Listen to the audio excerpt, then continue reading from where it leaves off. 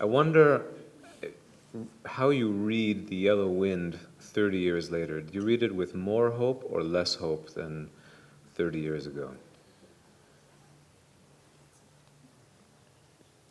I think much less hope. Yellow Wind was written towards the 20th anniversary of the occupation. And I think 5 or 4 months after it was, no, 5 months after it was published, the first Intifada started. And yet there was still a hope there that we shall be able somehow to solve this impossible complication of the occupation. But in the last 30 years, the situation has deteriorated so violently. The hatred of the two peoples has deepened to the extent that they will prioritize the damaging of the other to their own interests. Sometimes we damage ourselves just in order to hurt them more. The whole logic has been distorted so much that it's really hard to see how it will be untied in the future. And as I said, hatred has been formulated, engraved so deeply that it is very hard to think that any courageous peace would survive. Yet, don't get me wrong, I think that any future peace is better and preferable to the situation of not having peace, of not having hope.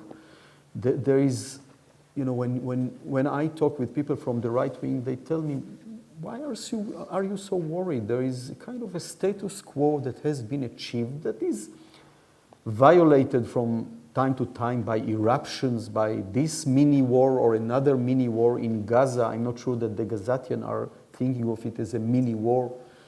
They got used to it. In the end, the whole world will get used to it. But I think that wherever people are involved, there is no status quo. And wherever there are oppressed, humiliated, occupied people, there cannot be a status quo. What there is for us here in Israel, I feel that there is a growing void between the citizen, the average Israeli, between him or her and the situation and what his government is doing on his behalf. But this void never remains empty because there are always powers who have a very firm agenda, very extreme fundamentalist, nationalist and fascist, now we can say it, agenda, and they take over, they kidnap our present and they will kidnap our future, and they make sure that no peace will be possible. And the consequences of no peace are destructive to Israel. They are destructive to the Palestinians, but I'm an Israeli and I will talk about Israel.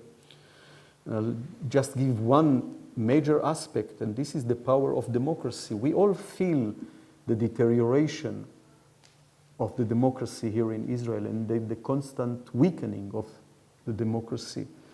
But there is another aspect, kind of an existential aspect to the deterioration of the democracy. I think that if you are occupying another people for 50 years, just think of this expression, it's really, one can freak out to think. If you are occupying another people for 50 years, inevitably you start to believe that the occupied is less than yourself, is inferior to you, not politically, existentially inferior to you. You start really to believe that there are different levels of being human.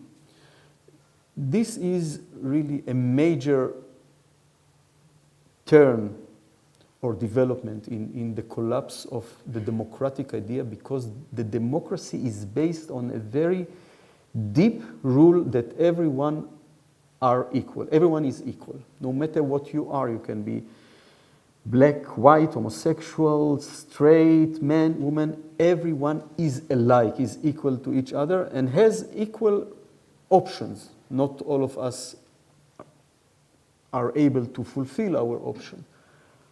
But as I said, our situation will inevitably, not will, already is leading us to this feeling of hierarchy of who is more human and who is less human.